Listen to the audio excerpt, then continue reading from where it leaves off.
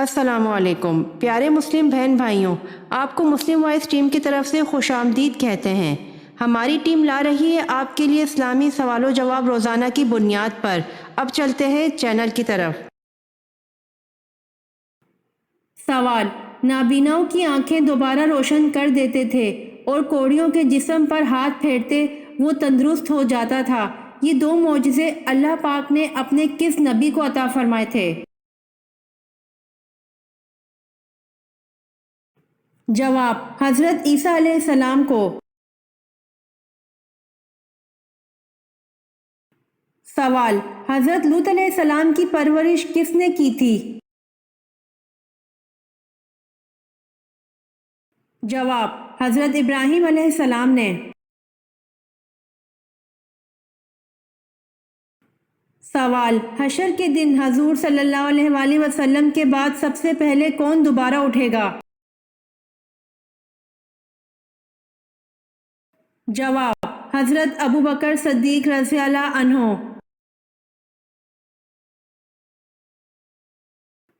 سوال: قرآن مجید کی کس سورت میں روح کے متعلق سوال آیا ہوا ہے؟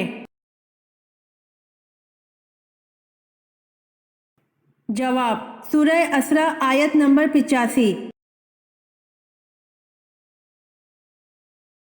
سوال: قرآن میں نماز کے ساتھ زکوٰۃ ادا کرنے کا اکٹھا ذکر کتنی بار آیا ہے؟ جواب: قرآن میں نماز کے ساتھ زکوٰۃ ادا کرنے کا اکٹھا ذکر 32 بار آیا ہے۔ سوال: اللہ پاک نے کس نبی کو مچھلی کا یار کہا ہے؟ جواب: حضرت یونس علیہ السلام کو اللہ پاک نے صاحب الحوت یعنی کہ مچھلی کا یار کہا ہے۔ سوال: کون سا حکمران تھا جس نے دربار دمشق میں گانے بجانے اور موسیقی کو پہلی بار رواج دیا؟ جواب: یزید اول، جس نے دربار دمشق میں گانے بجانے اور موسیقی کو پہلی بار رواج دیا۔ سوال: نبی کریم صلی اللہ علیہ وآلہ وسلم نے صلح حدیبیہ کی دستاویز لکھنے کے لیے کس کا طلب فرمایا؟ جواب: نبی کریم صلی اللہ علیہ وآلہ وسلم نے صلح حدیبیہ کی دستاویز لکھنے کے لیے حضرت علی رضی اللہ عنہ کو طلب فرمایا۔ سوال: تہجد کے لفظی معنی کیا ہیں؟